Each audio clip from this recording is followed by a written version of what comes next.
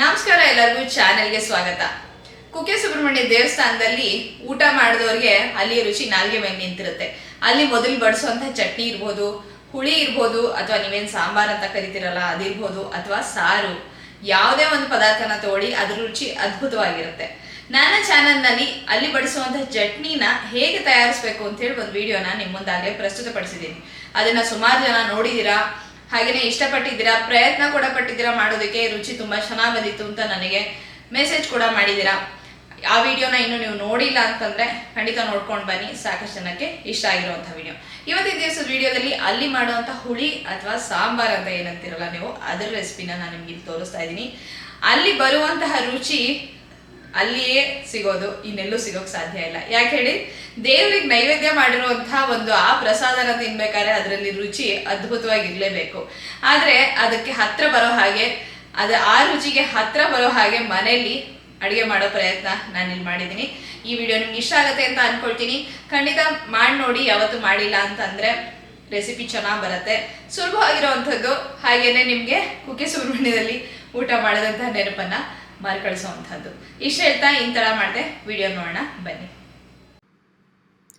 ಬಣ್ಣ, ರುಚಿ ಮತ್ತು ಘಮ ಮೂರು ಕೂಡ ತುಂಬ ಚೆನ್ನಾಗಿ ಬಂದಿತ್ತು. ಮೊದಲೇ ನಿಮಗೆ ತೋರಿಸ್ತಾ ಇದ್ದೀನಿ ಹುಳಿ ಹೇಗೆ ತಯಾರಾಗಿತ್ತು ಅಂಥೇಳಿ.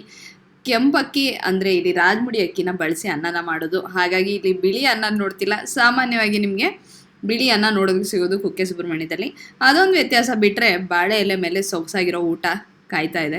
ಇದನ್ನು ಹೇಗೆ ಮಾಡಿದೆ, ಈ ಹುಳಿ ಏನೆಲ್ಲ ಪದಾರ್ಥನ ಹಾಕಿದೆ ನೋಡ್ತಾ ಹೋಗೋಣ ಬನ್ನಿ. ಮೊದಲನೇದಾಗಿ ಇಲ್ಲೊಂದು ಅರ್ಧ ಕಪ್ಪಷ್ಟು ತೊಗರಿಬೇಳೆನ ತೊಳೆದು ಚೆನ್ನಾಗಿ ನೀರಿನಲ್ಲಿ, ಆಮೇಲೆ ಒಳ್ಳೆ ನೀರನ್ನ ಹಾಕಿ ಸ್ವಲ್ಪ ಅರಿಶಿನ ಹಾಕಿ ಕುಕ್ಕರ್ನಲ್ಲಿ 2 ವಿಸಿಲ್ ಕೂಗಿಸ್ಕೊತಾ ಇದ್ದೀನಿ.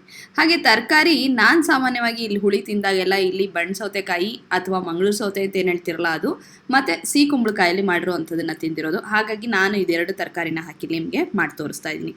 ಕುಕ್ಕರ್ನಲ್ಲಿ ನಾನು ಬೇಳೆನ ಮೊದಲು 2 ವಿಸಿಲ್ ಕೂಗಿಸ್ಕೊತೀನಿ. ಬೇಳೆ ಚೆನ್ನಾಗಿ ಬೆಂದು ಹೋಗುತ್ತೆ. ಅದಾದಮೇಲೆ ತರಕಾರಿನ ಹಾಕಿ 1 ವಿಸಿಲ್ ಕೂಗಿಸ್ಕೊತೀನಿ. ನೀವು ಬೇಕಾದರೆ ಓಪನ್ ಆಗಿ ತರಕಾರಿನ ಒಂದು ಪಾತ್ರೆನಲ್ಲಿ ಬೇಯಿಸ್ಕೊಂಡು ಬೆಂದಿರೋ ಅಂತಹ ಬೇಳೆನ ಅದಕ್ಕೆ ಸೇರಿಸ್ಬೋದು.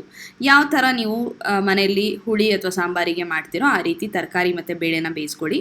ಒಂದು ನೆನಪಿಟ್ಕೊಳ್ಳಿ, ತರಕಾರಿನ ಜಾಸ್ತಿ ಬೇಯಿಸ್ಕೊಳಕ್ಕೆ ಹೋಗಬೇಡಿ. ಸಿಹಿ ಕುಂಬಳಕಾಯಿ ಅಥವಾ ಬಣ್ಣ ಸೌತೆಕಾಯಿ ಏನಿದೆಯಲ್ಲ ಇದು ಕರ್ಗೆ ಹೋಗ್ಬಿಡುತ್ತೆ. ಹಾಗಾಗಿ ಇಲ್ಲಿ ನಾನು ಬೇಳೆ ಬೆಂದಾಗಿದೆ ಅಂತ ಗೊತ್ತಾದ್ಮೇಲೆ ತರಕಾರಿನ ಇದಕ್ಕೆ ಹಾಕಿ 1 ವಿಸಲ್ ಕುಕ್ಕರ್ನ ಕೂಗಿಸ್ಕೋತೀನಿ. ಇಲ್ಲಿ ಸಿಹಿ ಕುಂಬಳಕಾಯಿ ಸಿಪ್ಪೆ ಸಮೇತನೇ ಹೆಚ್ಚು ಹಾಕೋಬೇಕು, ಅಲ್ಲೂ ಕೂಡ ಹಾಗೆ ಮಾಡೋದು. ಮತ್ತು ಸಿಪ್ಪೆ ತೆಗೆದುಬಿಟ್ರೆ ಸಿಹಿ ಕುಂಬಳಕಾಯಿ ಹೋಳುಗಳೆಲ್ಲ ಏನಿದೆಯಲ್ಲ ಅದು ಹುಳಿನಲ್ಲಿ ಕರ್ಗೆ ಹೋಗ್ಬಿಡುತ್ತೆ, ನಿಮಗೆ ಹೋಳು ಸಿಗೋದಿಲ್ಲ. ಆಮೇಲೆ ಇನ್ನೊಂದು ಇಲ್ಲಿ ನೀವು ಗಮನಿಸಬೇಕು, ನಾನು ತರಕಾರಿನ ದಪ್ಪ ದಪ್ಪ ಹೋಳಾಗಿ ಹೆಚ್ಕೊಂಡಿದ್ದೀನಿ. ಕುಕ್ಕರ್ ಕೂಗಿ ಕೂಲಾಗ್ತಿರ್ಲಿ ಅಷ್ಟರಲ್ಲಿ ನಾವು ಹುಳಿಗೆ ಬೇಕಾಗಿರೋ ಮಸಾಲೆ ಪದಾರ್ಥಗಳನ್ನ ಹುರ್ಕೊಂಡ್ಬಿಡೋಣ. 1-2 ಚಮಚದಷ್ಟು ಕೊತ್ತಂಬರಿ ಬೀಜ, ಹಾಗೆ 1 ಚಿಕ್ಕ ಚಮಚದಷ್ಟು ಕಡಲೆಬೇಳೆ, ಉದ್ದಿನಬೇಳೆ, ಮೆಣಸಿನ ಕಾಳುಗಳು ಹೆಚ್ಚಿಗೆ ಬೇಕು, ಹಾಗೆ ಚಕ್ಕೆ ಮತ್ತು ಸ್ವಲ್ಪ ಜೀರಿಗೆ, 4 ಕಾಳು ಮೆಂತ್ಯನ ಹಾಕ್ಕೊಂಡಿದ್ದೀನಿ. ಇದಿಷ್ಟು ಪದಾರ್ಥನ ನಾವು ಸ್ವಲ್ಪ ಎಣ್ಣೆನ ಸೇರಿಸ್ಕೊಂಡು ಚೆನ್ನಾಗಿ ಹುರ್ಕೊಳ್ಳೋಣ. ಒಲೆ ಉರಿ ಮೀಡಿಯಮ್ ಇರಲಿ ಅಥವಾ ಸಿಮ್ನಲ್ಲಿ ಇಟ್ಕೊಂಡ್ರೆ ಇನ್ನೂ ಒಳ್ಳೆಯದು. ಯಾಕೆಂದರೆ ಇಲ್ಲಿರುವಂಥ ಮಸಾಲೆ ಪದಾರ್ಥಗಳೆಲ್ಲ ಸೀದ್ ಹೋಗಬಾರ್ದು. ಸ್ವಲ್ಪ ಹುರಿದು ಗರಿ ಗರಿ ಆದರೆ ನಮಗೆ ಸಾಕು. ಎಣ್ಣೆ ಹಾಕ್ಕೊಳ್ಳೋದು ಮರಿಬೇಡಿ. ಹಾಗೆ ಖಾರಕ್ಕೆ ನಾನಿಲ್ಲಿ 2-3 ಬ್ಯಾಡಗಿ ಮೆಣಸಿನ್ಕಾಯಿ ಹಾಕ್ಕೊಂಡಿದ್ದೀನಿ. ನೀವು ತುಂಬ ಖಾರ ತಿಂತೀರಾ ಅಂದರೆ ಗುಂಟೂರು ಮೆಣಸಿನ್ಕಾಯಿನ ಸೇರಿಸ್ಕೊಳ್ಳಿ. ನಮ್ಮನೇಲಿ ತುಂಬಾ ಕಡಿಮೆ ಖಾರ. ಹಾಗೆಯೇ ಇನ್ನೊಂದೇನೆಂದರೆ ಇಲ್ಲಿ ಮೆಣಸುಕಾಳು ಹಾಕಿರೋದ್ರಿಂದ ಅದ್ರ ಖಾರನೇ ಚೆನ್ನಾಗಿರುತ್ತೆ. ಹಾಗೆಯೇ ಕುಕ್ಕೆ ಸುಬ್ರಹ್ಮಣ್ಯದಲ್ಲಿ ಇರೋಂಥ ಹುಳಿನಲ್ಲೂ ಕೂಡ ನಮಗೆ ಅದ್ರ ಫೀಲ್ ಆಗುತ್ತೆ. ಹಾಗಾಗಿ ಮೆಣಸಿನ್ಕಾಯಿ ಇಲ್ಲಿ ಸ್ವಲ್ಪ ನಮ್ಮನೇಲಿ ಕಮ್ಮಿನೇ ಅಂತಲೇ ಹೇಳ್ಬೋದು. ಎಲ್ಲ ಹುರಿದಿದ್ದ ಪದಾರ್ಥಗಳು ಆರಿದೆ. ಈಗ ಮಿಕ್ಸರ್ ಜಾರಿಗೆ ಹಾಕ್ಕೊಂಡಿದ್ದೀನಿ. ಹಾಗೆ 1 ಅರ್ಧ ಕಪ್ಪಷ್ಟು ತಾಜಾ ತೆಂಗಿನ ತುರಿನ ಹಾಕ್ಕೊಂಡು ಇದನ್ನು ಚೆನ್ನಾಗಿ ರುಬ್ಕೊಂಡು ಪೇಸ್ಟ್ನ ತಯಾರಿಸ್ಕೊಳ್ಳೋಣ. ಇಷ್ಟರಲ್ಲಾಗಲೇ ಕುಕ್ಕರ್ ಕೂಲಾಗಿತ್ತು. ಕುಕ್ಕರಲ್ಲಿರುವಂಥ ಪದಾರ್ಥಗಳನ್ನ ತೆಗೆದು ಪಾತ್ರೆಗೆ ಹಾಕ್ಕೊಂಡಿದ್ದೀನಿ. ಹೋಳುಗಳೆಲ್ಲ ಕರೆಕ್ಟಾಗಿ ಬೆಂದಿದೆ, ತುಂಬ ಮೆತ್ತಗೂ ಆಗಿಲ್ಲ, ಹಾಗೆಯೇ ಬೇಯ್ದೆ ಕೂಡ ಇಲ್ಲ, ಕರೆಕ್ಟಾಗಿದೆ. ಸಿಹಿ ಕುಂಬಳಕಾಯಿ ಹಾಕಿದಾಗ ಸ್ವಲ್ಪ ಹುಷಾರಾಗಿ ನೀವು ಸೌಟನ್ನು ಕೈ ಆಡಿಸ್ಬೇಕಾಗತ್ತೆ, ಇಲ್ದಿದ್ರೆ ಅದು ಹೋಳುಗಳು ಒಡೆದು ಹೋಗುತ್ತೆ. ಈಗ ಇದಕ್ಕೆ ರುಬ್ಬಿಟ್ಟಂತಹ ಮಸಾಲೆನ ಸೇರಿಸ್ಕೊಳ್ಳೋಣ. ಮತ್ತು ಕರಿಬೇವಿನ ಸೊಪ್ಪನ್ನು ಹಾಕಿದ್ದೀನಿ. ಇದಕ್ಕೆ ಸ್ವಲ್ಪ ಹುಣಸೆ ಹಣ್ಣಿನ ರಸ, ಉಪ್ಪು, ಬೆಲ್ಲ ಇದೆಲ್ಲದನ್ನು ಸೇರಿಸ್ಕೋಬೇಕಾಗತ್ತೆ. ಸಾಮಾನ್ಯವಾಗಿ ಒರಳಕಲ್ಲಲ್ಲಿ ಮಸಾಲೆ ಎಲ್ಲ ರುಬ್ಬಿದಾಗ ರುಚಿ ವಿಶೇಷವಾಗಿರುತ್ತೆ. ಆದರೆ ಇವಾಗಿನ ಕಾಲದಲ್ಲಿ ಮಿಕ್ಸರಲ್ಲಿ ಮಾಡ್ತಿರೋದ್ರಿಂದ ಮಿಕ್ಸರಲ್ಲೇ ನಾನು ಕೂಡ ರುಬ್ಬಿದ್ದೀನಿ. ಒರಳಕಲ್ಲು ಏನಾದ್ರು ಇದ್ದರೆ ಖಂಡಿತ ರುಬ್ಬಿ ಮಸಾಲೆ ತಯಾರಿಸಾಕಿ ಇನ್ನೂ ರುಚಿ ದುಪ್ಪಟ್ಟಾಗತ್ತೆ. ಈಗ ರುಚಿಗೆ ತಕ್ಕಷ್ಟು ಕಲ್ಲುಪ್ಪನ್ನು ಸೇರಿಸ್ಕೊಂಡಿದ್ದೀನಿ. ಹಾಗೆಯೇ ಸ್ವಲ್ಪ ನೀರಾಗಿ ಇಟ್ಕೊಳ್ಳೋಣ ಈ ಹುಳಿನ. ಯಾಕೆಂದರೆ ಸಿಹಿ ಕುಂಬಳಕಾಯಿ ಕುದೀತಿರ್ಬೇಕಾದ್ರೂ ಸ್ವಲ್ಪ ಅದರದ್ದು ಅಂಶ ಬಿಟ್ಕೊಂಡು ಹುಳಿ ಗಟ್ಟಿ ಆಗೋ ಸಾಧ್ಯತೆ ಇರುತ್ತೆ. ಹಾಗಾಗಿ ಈಗ ಒಂದು ಸ್ವಲ್ಪ ಹುಣಸೆ ಹಣ್ಣಿನ ರಸ ಹಾಕೋತಾ ಇದ್ದೀನಿ. ನೀವು ದೇವಸ್ಥಾನದಲ್ಲಿ ಊಟ ಮಾಡಿದಾಗ ಗಮನಿಸಿದ್ರೆ ಹುಳಿ ಇಲ್ಲಿ ಒಂದು ಸಿಹಿ ಅಂಶ ಕೂಡ ಇರುತ್ತೆ, ಅದು ಈ ಬೆಲ್ಲದಿಂದ ಬರುತ್ತೆ. ಒಂದು ಸ್ವಲ್ಪ ಬೆಲ್ಲನ ಕೂಡ ಇಲ್ಲಿ ನಾನು ಸೇರಿಸ್ಕೊತಾ ಇದ್ದೀನಿ. ಈಗ ಇದು ಚೆನ್ನಾಗಿ ಕುದ್ರೆ ಹುಳಿ ತಯಾರಾದ ಹಾಗೇನೆ ಇದಕ್ಕೊಂದು ಎಣ್ಣೆನಲ್ಲಿ ಸಾಸಿವೆ ಇಂಗು ಹಾಕಿ ಒಗ್ಗರಣೆನ ತಯಾರು ಮಾಡ್ಕೋಬೇಕಾಗತ್ತೆ. ಬೇಕಾದರೆ ನೀವು ಒಗ್ಗರಣೆ ಕೂಡ ಕರಿಬೇವಿನ ಸೊಪ್ಪನ್ನು ಹಾಕೋಬೋದು. ನೀವು ಮಸಾಲೆ ರುಬ್ಬಬೇಕಾದ್ರೆ ಕೂಡ ಸ್ವಲ್ಪ ಕರಿಬೇವಿನ ಸೊಪ್ಪನ್ನು ಹುರಿದು ಕೂಡ ನೀವು ಹಾಕೋಬೋದು.